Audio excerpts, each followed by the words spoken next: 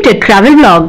Hello everyone, welcome to our new blog. তো আমরা আজকে যাচ্ছি হচ্ছে বার্সেলোনা চার্চে, তারপর আরও অনেক জায়গায় যাব। কোন কোন জায়গায় যাব সেটা আপনাদেরকে ব্লগের সাথে সাথে দেখাবো। তো পুরো ব্লগটা দেখতে থাকুন, আর ভিডিওটি ভালো লাগলে অবশ্যই লাইক শেয়ার সাবস্ক্রাইব করে দেবেন। তো আজকে আমরা অনেক প্ল্যান নিয়ে বেরিয়েছি, আর ফার্স্টেই আমরা যাব বার্সেলোনার ফেমাস ব্যাসিলিকায়, ব্যাসিলিকা দা লে সাগ্রাদা ফ্যামিলিয়ায়। এর আগেও আমি অনেক জায়গায় অনেক ব্যাসিলিকা ক্যাথিড্রাল দেখেছিলাম, কিন্তু বার্সেলোনার এই ব্যাসিলিকাটা দেখে জাস্ট আমি অবাক হয়ে গেছিলাম। এত সুন্দর, আর ভেতরটা তো আরো বেশি সুন্দর ছিল।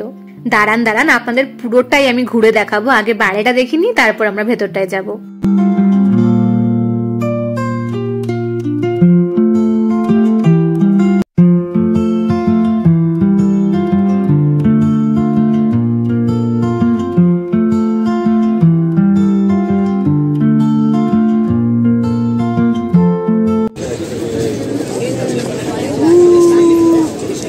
এটা হলো পুরো ব্যাসিলিকাটার মডেল, আর এই গোল্ডেন পার্টটার মানে হলো এগুলো এখনো চলছে, কিছু কিছু জায়গা রেনোভেশন চলছে, তাই জন্য ব্ল্যাক এন্ড গোল্ডেনের মধ্যে ডিভাইড করে দিয়েছে।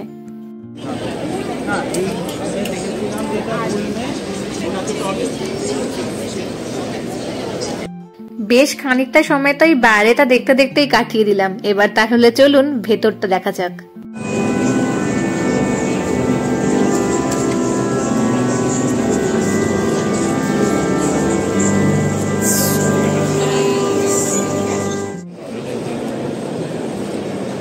এই যে কালার কম্বিনেশনটা হালকা গ্রিন, ইয়েলো আর রেডিশ অরেঞ্জের মধ্যে, এটা হলো যেদিকে সূর্য অস্ত যায় তার জন্য বানানো হয়েছে, যাতে মানে একটা আলাদাই অ্যাম্বিয়েন্স তৈরি হয়। আর ঠিক এই দিকেই যে ডিজাইনটা ব্লু, তারপর গ্রিন, এটা হচ্ছে ইস্ট সাইড। এদিকে সূর্যটা যখন উদয় হয় তখন এর আলোর ছটাগুলো এখানে পড়ে পুরো ব্যাসিলিকায় একটা আলাদাই সৌন্দর্য তৈরি করে দেয়।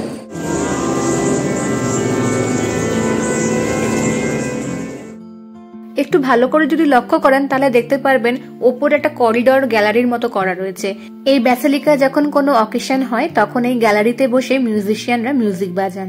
আর এই যে বড় বড় খাম্বা, এগুলো অনেকটা দেখছেন গাছের মতো, তারপরে ফ্লাওয়ার, মানে এটার মিনিং হচ্ছে যে মনে হবে এখানে এসে যে আমরা কোনো ফরেস্টে এসে প্রে করছি।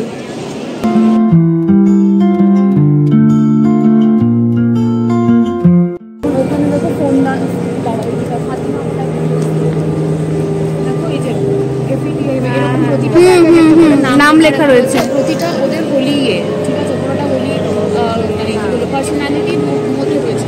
এটা এখন এরকম লাইট হচ্ছে ক্লাউডি, যখন দিনের বেলা আরো আলাদা অন্যরকম আসবে।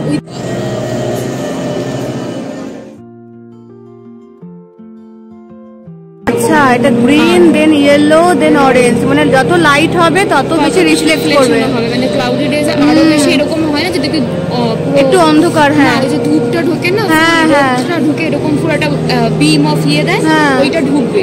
আর ওটা যত বেশি মানে যে সময় আসবি, যে দিনে আসবি, যে মান্থে আসবি তার উপর ডিপেন্ড করে। ওকে, মানে উইন্টারে একরকম, সামারে একরকম, সামারে একরকম, ইভেন সামারে বিভিন্ন আওয়ার্সে এক এক রকম আসবে, ডিপেন্ডিং অন দা তোর ওই রোদটার উপরে। সামনে একটা ওয়াল দেখতে পাচ্ছেন, ওই ওয়ালে বিভিন্ন ভাষায় একটা ওয়ার্ড লেখা আছে, ইংলিশেও লেখা আছে। দাঁড়ান আপনাদেরকে পড়ে বলি। ওখানে লেখা আছে, give us this day our daily bread. এদিকে দুটো স্ট্রাকচার আছে, আমি দেখিয়ে দিচ্ছি। তো সেই একটা মানে বেশি স্ট্রাকচার যারা বিলিভ করেনি, এরা যারা বানিয়েছে, একটা দুটো তিনটে চারটে, চারদিকে চারখানা স্ট্রাকচার দিয়েছে। না, এটা একটা স্ট্রাকচার, জিসাস একটা স্ট্রাকচারের মধ্যে আছে, আর ওইদিকে আচ্ছা জিসাস একটা, আচ্ছা এটা একটা স্ট্রাকচার, আর এটা হচ্ছে মাতা মানে মাদার মেরি। ডিসপ্লেতে বেশ সুন্দরভাবে ওই রঙের ছটাগুলো তুলে ধরেছিল। ব্যাস, আমিও ক্যামেরা বন্দি করে ফেললাম।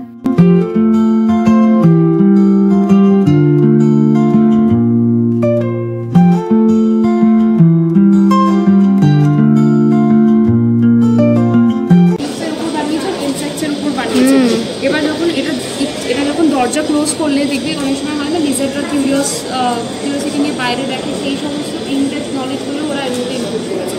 লিজার্ডটা পর্যন্ত যখন খুলবে তখন ওদের বাইরে থেকে দেখে, মানে এরকম ভেবে ওরা জিনিসটা ইনসেক্ট পাতা জেমিনাই থেকে শুরু করে বুল কোথায় বলতো, কোথায় মাথাটা বেরিয়ে আছে, এইদিকে, এদিকে উপরে এই যে বিভিন্ন জোডিয়াক সাইন ওইভাবে করা রয়েছে অ্যান্ড এখানে ফুল ওই তারাগুলো করা রয়েছে বিকজ এটা বিশ্বাস করা যখন জিসাস জন্ম হয়েছিল ফুল নাইট ফুল অফ স্টার্স হ্যাঁ তো সেইটা করা ওকে ওদিকে স্নেক হ্যাঁ হ্যাঁ হ্যাঁ টার্টেল ডিফারেন্স কিন্তু আছে দুটো বল কি আছে এটা এটা বড় আরো ডিফারেন্স আছে না না হাত আলাদা হ্যাঁ পাটা আলাদা একটা হচ্ছে তোর সিতে দেখা যায় আর একটা মাউন্টেন এরিয়াতে দেখা যায় কি করে ছবিটা দেখতে এরকম হলে তো কিভাবে করবো বলুন আমাদের তিনজনের ছবি তুলে দাও দাঁড়া আর আপনাদের তো বলাই হয়নি, আমাদের ট্যুর গাইড ছিল কিন্তু শুভদীপ দা আর অর্জিতা, কারণ আমরা ট্যুর গাইড নিইনি কিন্তু ওরা নিয়েছিল। তো ওরা ঘুরে এসে সব শোনার পর আমাদেরকে ডিকটেট করছিল। হরিজন্টালি ভার্টিক্যালি যাই করো নাম্বার আছে কি নাম্বার সেটা সাপার ওই কোণাটা এটা হচ্ছে জিসাসকে ক্রুসিফিকেশনে নিয়ে যাচ্ছে, এই যে ক্রুসিফিকেশনে নিয়ে যাচ্ছে এইখানে এই যে সব সৈন্যগুলো এইখান থেকে ওই কাঁধে করে তুলে নিয়ে যাচ্ছে আর একদম ওপর হচ্ছে ফাইনালি ক্রুসিফাই করা হয়েছে আর এখানে ও কষ্ট হচ্ছে। আর ডান দিকে হচ্ছে গিয়ে যে ওই তোর মানে এরা সব কান্না দুঃখ করছে, ঠিক আছে পুরো মানে এইটা হচ্ছে তোর পুরো ক্রুসিফিকেশনের ফেসটা আর কি। যাই হোক আমাদের ব্যাসালিকা দেখা শেষ, এবার ছোট্ট একটা ক্যাফেতে ঢুকেছি, কিছু খাবো দাবো, যে যার মতো কিছু অর্ডার করব, দেন আবার নেক্সট ডেস্টিনেশনের জন্য বেরিয়ে পড়বো। কারণ আজকেই তো লাস্ট ডে, এরপর তো আর বার্সেলোনা আসা হবে না, তাই আজকের দিনটা চুটিয়ে ঘুরে নেব। আমাদের খাবার চলে এসেছে, ম্যাঙ্গো লস্যি। ম্যাঙ্গো জুস ওটা কি? এটা ইয়োগার্ট হয়েছে। খাওয়া দাওয়া কমপ্লিট হয়ে গেছে, এবার বেরিয়ে পড়েছি পরবর্তী গন্তব্যস্থলের জন্য, কিন্তু সেটা এই ব্লগে আপনাদেরকে আর শেয়ার করবো না, নেক্সট ব্লগের জন্য কিপ ওয়াচিং। তো আজকের জন্য টাটা।